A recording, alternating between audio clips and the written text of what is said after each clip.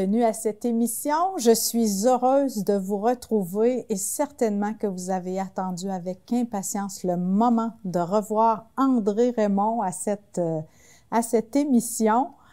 Déjà la semaine dernière, il était avec nous parlant de sa carrière de professeur au Collège Claretin, nous parlant aussi de son bilan de vie à 50 ans sur le chemin de Compostelle. Qu'est-ce qui l'anime maintenant? C'est ce que on s'apprête à savoir. André, tu es allé sur le chemin de Compostelle. Tu as rencontré un gars que tu connaissais plus ou moins, que tu avais beaucoup fui dans ta vie, oui. Toi-même. Oui. Puis depuis ce temps-là, qu'est-ce qui arrive? Est-ce que tu cherches à le connaître un peu mieux? Mm-hmm. Comment tu habites ce André-là maintenant? Oui, c'est certain que les premières semaines après le chemin de Compostelle, on était encore un petit peu sur le chemin, sur le camino, comme on dit. Mm-hmm. Et tranquillement, cette rencontre avec ce qu'on appelle l'enfant intérieur, on dirait que il manque encore quelque chose. Okay? Mais déjà, on se sent mieux. Déjà, on sait que ce qu'on veut pour les années qui s'en viennent. Puis arrive tranquillement aussi le moment où il y a une certaine fatigue. De l'enseignement. Fatigue du travail. Du travail, oui. Oui, l'enseignement m'a toujours fasciné, mais il vient un temps où le corps est un peu plus usé. Les trucs commencent à manquer parce que l'enseignement change beaucoup. Ah, c'est ça. Hein? Et ça commençait à me faire peur, surtout lorsque j'ai commencé à avoir des cours où ça se passait plus sur un écran. Ah oui. Et moi, de jaser avec les jeunes par l'intermédiaire d'un écran, ça m'agaçait. Parce que moi, j'ai toujours maintenu un contact visuel, puis je me suis toujours promené aussi dans la classe. Corporel aussi. Oui, moi cette présence-là commençait à me manquer. Donc, j'ai dit, ben de toute façon, il y a des jeunes là, qui veulent travailler. Puis moi, ben pourquoi pas la retraite? OK. Puis je me suis dit, bon, ben, de toute façon, avec toutes les passions que j'ai, je devrais pas m'ennuyer. Oui, tu avais développé le goût de jouer des scénettes dans des festivals. Oui, tu faisais déjà ça. Les fêtes victoriennes, ça m'occupait beaucoup. Puis, j'ai commencé à faire de la mise en scène en théâtre aussi. Ça, c'était très, très agréable. Et à un moment donné, ben, j'avais dit que je retournerais 10 ans plus tard sur le chemin de Compostelle et le moment était arrivé. Sauf que 3 ans après que je sois revenu du premier voyage, mon filleul, qui à l'époque avait 8 ans, m'a demandé, « Hey, tu viendrais-tu parler de Compostelle dans ma classe? » Ah oui. Je suis certain que moi y aller. Fait que là, je parlais de Compostelle, montrer des photos, puis là, je leur ai dit que je retournais, en 2011, je retournais sur le chemin de Compostelle. En sortant, mon filleul a tiré ma manche. Ah oui? Il dit, « Mon oncle, je peux-tu y aller avec toi? » OK. J'ai dit, oui, pas de problème, commence à ramasser tes sous, puis j'ose avec tes parents. Puis quand je suis allé en classe, il était à peu près haut comme ça. Et quand il est arrivé pour venir à Compostelle à 14 ans, il me dépassait presque d'une tête.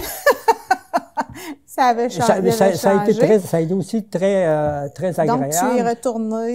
Sauf que cette fois-là, avant que je parte, il y a un de mes amis qui avait fait aussi le chemin de Compostelle. Là, il a dit, « André, pourquoi tu fais pas commanditer ton chemin? Ça pourrait aider des causes humanitaires, puis tout ça. » Puis moi, chaque fois qu'on me parle de commanditer, oh boy, je suis mal à l'aise.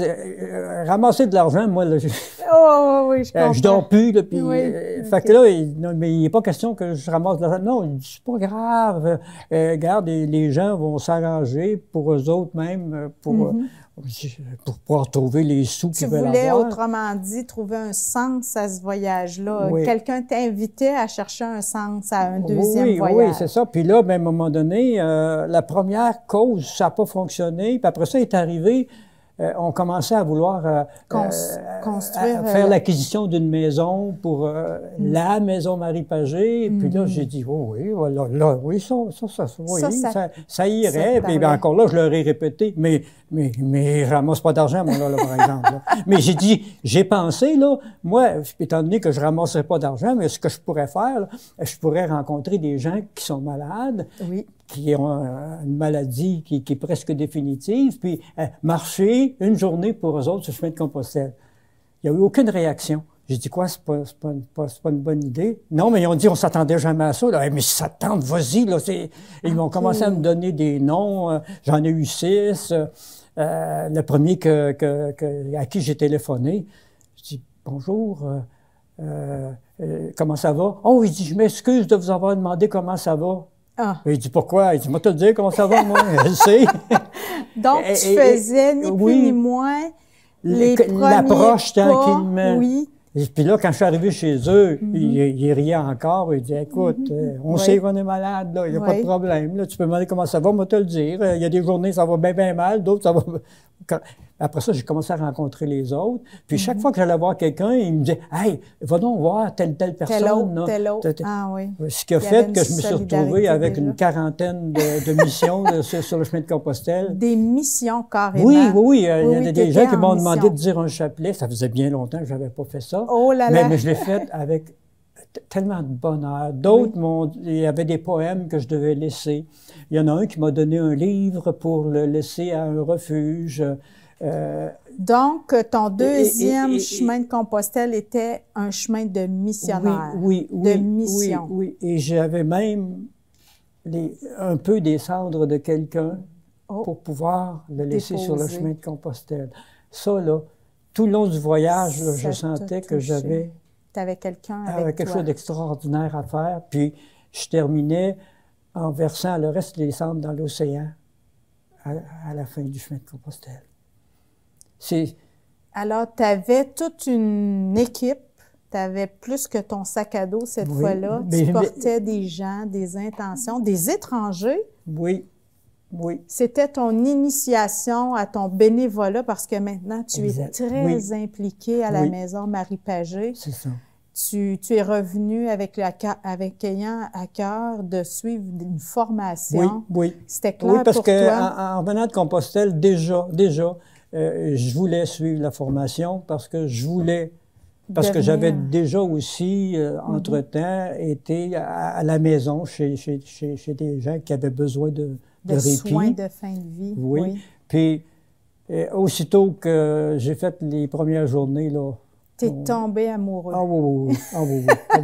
C'est certain qu'au départ, on est un peu nerveux. Oui. Il y a des choses, il y a des... Oui, mais c'est jamais la même affaire. C'est ça. C'est des personnes, c'est une surprise. C'est toujours différent. Même si c'est les mêmes personnes, c'est différent pareil. Parce que tu sais pas comment ils vont être la journée suivante. Alors, depuis ce temps-là, tu es bénévole à la Maison Marie Pagé. Qu'est-ce que tu fais? Comment est-ce que c'est triste? Non. Est-ce que c'est difficile? Non, la formation est là pour ça. C'est ça.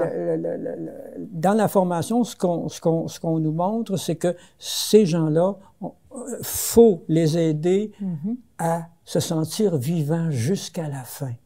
Que c'est beau. OK?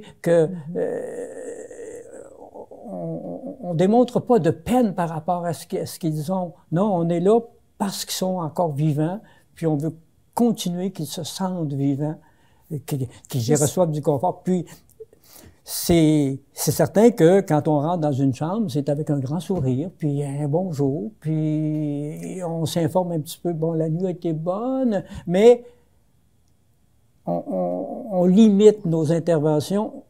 C'est lorsque les résidents ou les résidentes ont le goût de nous parler, ben là, On peut parler. On peut s'installer, surtout puis écouter, j'imagine. puis les écouter. Tu donnes des soins. Oui, les soins, moi je suis bénévole aux soins. Ça veut dire que le matin, il y a le déjeuner. En arrivant, ben, on change les pichets d'eau pour amener de l'eau fraîche. Si ils ont besoin d'être changés, ben, on les change.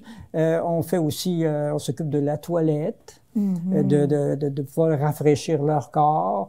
On répond à tous leurs besoins. Ils ont de la misère à avoir le poste de TV qu'ils veulent avoir, ben t'es là. On les aide pour ça. C'est toujours avec... Mon Dieu, que c'est agréable. Comment ça peut être agréable? C'est ta disposition intérieure? Moi, la phrase qui m'aide le plus à dire pourquoi j'aime ça, c'est la meilleure façon de me faire du bien, c'est de faire du bien à quelqu'un qui en a besoin. Et là, le besoin est grand. Parce que quand on est en fin de vie, on est dans une vulnérabilité. Oui, vulnérabilité. Puis en plus, la plupart des gens sont gênés de se faire servir. Ils ont l'impression d'être un poids, puis c'est à nous autres de travailler pour... Non, regarde, moi, ça me fait plaisir de faire ça. C'est l'argument, André, que servent beaucoup de gens maintenant pour favoriser l'aide médicale à mourir. Hein? On veut pas être un poids, on veut pas créer de soucis. Comment tu répondrais, par quoi tu répondrais à ça? Parce qu'il n'y en a pas d'aide médicale à mourir à la maison Marie-Pagé. Non, il y en a pas, mais il y a l'immense souci de que la personne soit dans un certain confort. Suffisamment pour pouvoir encore recevoir sa visite, pour avoir encore l'occasion de voir leurs petits-enfants, ou pour nous voir, parce qu'à un moment donné, ils sont contents de nous revoir. Tu établis un lien, tu deviens un familier rapidement, c'est sûr, étant donné la proximité. Oui, puis un des immenses bonheurs à la maison de Marie-Pagé, c'est quand tu rentres dans la chambre, puis la personne te sourit, puis t'appelle par ton prénom. Autrement dit, tu étais attendu. Oui. On t'attendait. Oui, puis ça, là, tu dis, wow! Il peut-tu avoir plus grand bonheur que ça, que une personne étrangère en principe t'accueille avec un sourire, avec tout ce qu'elle vit? Wow! Non, c'est difficile d'avoir mieux que ça. C'est précieux. Oui. Puis moi, je le dis même quand je rencontre, que ce soit avec mes frères ou avec les gens, moi, là, Marie-Pagé, c'est mon cadeau de retraite. Quand même. On pourrait penser que être bénévole, à Marie-Pagé, étant donné qu'on côtoie la mort, que c'est déprimant, que c'est qu'on peut devenir dépressif ou triste, mélancolique, un peu nostalgique. T'en veux-tu d'autres synonymes, André? T'aimes beaucoup la loi. Mais ce qui est certain, c'est que les personnes, lorsqu'elles entrent à la maison Marie-Pagé, savent que c'est pour la fin. C'est pour la fin. Puis en même temps, nous autres, avec notre façon de faire, entre guillemets, on leur fait mettre un petit peu de côté cette éventuelle sortie-là. Puis en même temps aussi, lorsqu'on rencontre les familles, puis qu'on est de bonne humeur, parce que ça arrive souvent que les gens qui vont rencontrer quelqu'un qui est en fin de vie, ils sont mal à l'aise. Ils sont mal à l'aise. Puis quand on rentre, nous autres, on fait des petits mots d'esprit, puis des choses qui vont les rendre un peu plus à l'aise. Oui. Puis c'est certain que les gens qui sortent des chambres, qui ont beaucoup de peine, mais on est là aussi, on a une épaule sur laquelle ils peuvent poser leur tête, qui peuvent se décharger de cette grosse peine-là aussi. Et il y a quelque chose de magique aussi qui se passe à la maison Marie-Pagé, c'est que lorsque les salons funéraires viennent chercher le corps, il n'y a plus personne qui travaille dans la maison, on fait une aide d'honneur. Et le corps passe entre les membres de la famille et les gens qui travaillent à la maison Marie-Pagé. Autrement dit, chaque personne est traitée avec beaucoup de dignité. De la dignité, avec de l'humanité. Pour moi, le mot humanité, c'est ma ligne directrice. Moi, faire quelque chose d'humain, moi, ça vient me chercher, là. Tu as vécu quelque chose de beau, tu vis, j'imagine, des moments magiques, magnifiques avec ces personnes-là? Oui. Tu veux nous relater quelques souvenirs qui te oui, touchent, qui te restent encore, qui t'habitent? Oui, c'est certain.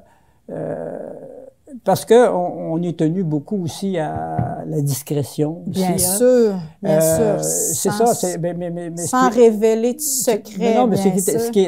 Je vais faire le contexte, là. Ça m'est arrivé souvent dans ma vie pour des amis ou pour des gens de la famille, lorsque c'était leur anniversaire, je leur demandais, donnez-moi 7 paires de mots qui riment ensemble, puis je vous fais un poème. OK. Puis, avec la personne pour qui j'ai écrit ce texte-là, puis la personne était réellement sereine là, par rapport à la mort, tout ça. Puis, je lui dis, si ça vous tente, là, ensemble, on va créer des mots qui riment ensemble. Puis elle me disait, oh, c'est difficile. Je dis, regardez, donnez-moi des mots, moi je vais vous trouver la rime. Puis après ça, quand je vais partir, là, je vais vous l'apporter. Et le lendemain, j'ai apporté le texte. Tu as envie de nous le partager? Ben, oui. Vas-y, André. Et puis avant de vous le partager,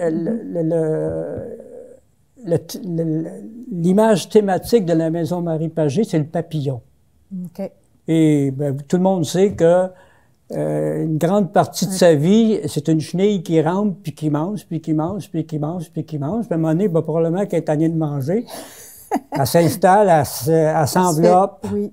Elle passe une certaine période comme si elle n'était pas vivante. Oui. Et à un moment donné, tout ça s'ouvre et il y a un magnifique papillon qui émerge. Oui, et contrairement à la chenille qui rampait, lui, le ciel lui appartient. Il vole. Oui. C'est une belle image de la c'est le poème. Okay. Ça s'appelle le premier battement d'aile du papillon. Oh. De tout temps, la simplicité a rendu sage, tel le fait d'ouvrir les yeux sur un paysage. À l'observer devenir, on voit le vrai chemin à suivre pour sourire à tout nouveau demain. Ainsi, l'attente, bouffeuse d'attention, se transfigure en douce fascination, faisant germer au cœur de soi une appétence pour le parfum d'éternité du silence. L'esprit, dès lors béant devant cette étincelle, enveloppe sa machine d'une fine flanelle, imperméable à toute forme de hantise. L'âme, dans ce vide de besoin, s'attise, répandant tout autour cet émoi sapide pour la liberté que couve la chrysalide. La liberté. Ouais. La mort, pour toi, c'est la liberté? Oui. C'est une transformation. Oui. Tu es un croyant, André? Oui. C'est pas fini quand c'est fini? Oui. Et moi... Ça se transforme? Oui, c'est ma foi, un peu comme André qui est venu... dans une autre émission. Dans une autre, qui disait qu'il avait perdu la foi. Ben moi, quand je suis arrivé à l'université, j'ai besoin de ça. J'étais en biologie en plus. Oui, sauf qu'à un moment donné, je me disais, oui, mais c'est rien que le corps, qu'après, il n'y a rien. Je fais quoi ici, moi, là? C'est ça. Et là, je me suis mis à avoir peur de mourir. Puis là, tu côtoies la mort tous les jours. Puis est arrivé un bon jour où j'ai ouvert un de mes livres de littérature, le fameux Blaise Pascal, qui disait « Je gage que Dieu existe. Okay. S'il n'existe pas, j'ai rien perdu. Mais s'il existe, je suis du bon bord. » Et à partir de là, encore J'ai dit, les OK, mots. moi je gage. Et ça m'a fait tellement, tellement de bien. Et à l'un de mes frères qui m'avait demandé sur le chemin de Compostelle pour la journée que je marchais pour lui, il a dit, écris-moi quelque chose sur la mort. Alors je lui ai écrit comment moi je voyais la mort. Et j'ai terminé en disant, tu sais, moi, mon dernier soupir, ça va être un sourire parce que je vais revoir mon père. Et Moses, ma mère. Que c'est touchant de t'entendre. Oui. Alors, pour toi, Marie Pagé, c'est plein de vie. C'est plein de vie. C'est plein de générosité aussi. Oui. C'est des rencontres familiales touchantes. Les derniers moments de mon père, moi, ils restent à jamais gravés dans ma mémoire, la mémoire de mon cœur aussi, parce que même sans s'en parler, on s'est guéri l'un l'autre d'une relation, bon, qui avait ses blessures, je dirais. Comme quand on aime, on est fragile, on est vulnérable. Ouais, mais justement, ce que tu dis, c'est le fait que la personne soit à la maison Marie Pagé où on s'occupe de tous les besoins. Les gens qui viennent nous voir sont reposés. Et là, c'est propice à toutes sortes. À des jasettes, à des retrouvailles, à des pardons, à des... Puis comme des moments magiques. Oui, puis je me disais toujours aussi que la maison Marie Pagé, c'est un beau compromis entre l'hôpital et la maison. Oui, parce que, oui, à la maison... L'hôpital, ils font leur travail, puis ils le font bien, sauf que ils sont débordés. Oui. Puis la maison, c'est bien ça épuise. aussi, mais ça épuise la famille. Alors, c'est un bon choix. André, tu es bénévole à la maison Marie Pagé, mais aussi ça te tient à cœur qu'elle continue de sa mission. Oui. Puis tu t'impliques par rapport à ça aussi par la préparation d'une pièce de théâtre. Oui. Tu nous en parles? Oui, c'est notre 8e saison. Qu'est-ce que tu fais? Ce que tu aimes par-dessus tout le théâtre? Tu mets au service ton... Oui, avec ma belle gang de fous. Oh, ils t'entendent pas, tu peux dire ça. Oh non, ils savent. Oh non, ils savent. Ils savent. Oui, c'est ça. C'est qu'on est à notre 8e saison de théâtre. Wow. Jusqu'à date, on a remis à la Maison Marie Pagé, dans nos 7 premières années, 52 000 $. Et à cause d'une représentation théâtrale que... nos 7 années de représentation, on fait 6 représentations par année. Maintenant, avant, on en faisait moins, mais maintenant, on en fait 6. Ça va être les 2 dernières semaines du mois d'avril et la première semaine du mois de mai. On a Vous allez être en représentation. On va être en représentation. À quel endroit? Au Collège Claretin. Ah bon! Surprise! Comme par hasard! Mais disons que j'ai un petit passe-droit. T'as oui, la direction du collège nous prête l'auditorium pour toutes nos répétitions, pour toutes nos représentations gratuitement. Ah, c'est une belle collaboration. Donc, ça fait plus d'argent à remettre à la Maison Marie Pagé. Alors, vous montez cette année quel genre de pièce? Oh boy! Si vous n'avez jamais vu une troupe de théâtre maladroite, vous allez en voir une. Qu'est-ce que tu veux dire? Ils sont tellement bons qu'ils sont capables de jouer le rôle d'une troupe maladroite. Ah bon? Oui, tout se passe alentour d'une troupe de théâtre qui veulent présenter quelque chose, puis ils sont jamais prêts, puis ils sont malhabiles, ils sont excessifs, puis la police se mêle là-dedans. Ah non. Les comédiens et comédiennes ont tellement de plaisir à répéter. Oui, j'imagine. C'est une belle folie. Donc, tu es encore dans ton élément, la folie, la magie, puis la générosité. Oui. Alors... Parce que je me dis, lorsque le ciel te gâte, partage. Puis là, ça te retombe, ça te revient. Oui. Le meilleur moyen. Mais parce que de plus en plus, je réalise que je suis privilégié. J'ai une bonne santé, j'ai des amis extraordinaires qui qui se lance dans mes folies. Alors, on ira vous voir au Collège Claretin, deuxième semaine, les deux dernières semaines d'avril et la première de mai. Première de mai. On attend la publicité. Oui, à ce sujet-là. normalement, là, les billets devraient être disponibles à la 20aine de février. D'accord. Puis les affiches aussi. André, tu vas retourner à Compostelle? Non. Non, c'est terminé? C'est terminé. Ils ont pris 4 fois pour comprendre. T'es déjà allé 4 fois? Oui. Avec ton filleul? Oui. Avec ta mère au départ? Ensuite, tu es allé avec des groupes? Tu es retourné seul? C'est ça. Je suis retourné avec un ami qu'on a fait le Camino del Norte, complètement au nord, la montagne et la mer en même temps.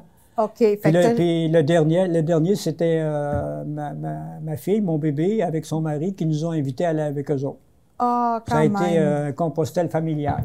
Wow! Et puis ici, au Québec, là, ils s'organisent tout plein de chemins. Ça te tente? Ça t'inspire? Bien, pour l'instant, j'ai mon sentier chez moi, là. OK. Bon, ben, je l'entretiens. J'ai une déchiqueteuse, je me fais des copeaux pour les tendre dedans. L'hiver, OK. l'hiver en raquette, Ah oui? Puis on a tapé la traîne, oui, comme on dit. Puis on a tapé pas mal ces derniers temps. mais c'est du bonheur, c'est chez moi. André, quel plaisir, cette émission, tout comme l'autre, ça a été du bonheur pour nous. Merci de ton passage, merci de ton implication à la Maison Marie-Pagé, merci de nous l'avoir fait connaître. Merci à tous ceux qui ont su reconnaître en toi l'homme généreux que tu es, puis qui t'ont donné de l'ouvrage en masse. Oh, mais je fais pas par exprès. Tu fais très bien, d'ailleurs. Merci à vous d'avoir été à l'écoute. Merci à Gérard et à Gilbert pour leur service technique, à Yvon pour exceptionnellement ici aujourd'hui, puis à Claude, bien sûr, notre metteur en scène, notre réalisateur. Merci à vous d'avoir été là. À la semaine prochaine. Au revoir. Merci, André. Ça fait plaisir.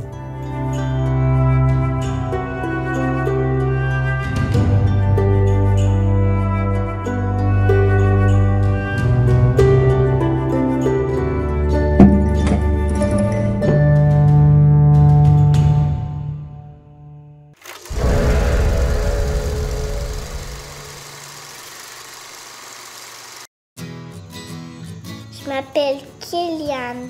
J'aime beaucoup nager. Moi, je suis capable de nager toute seule avec mes prothèses.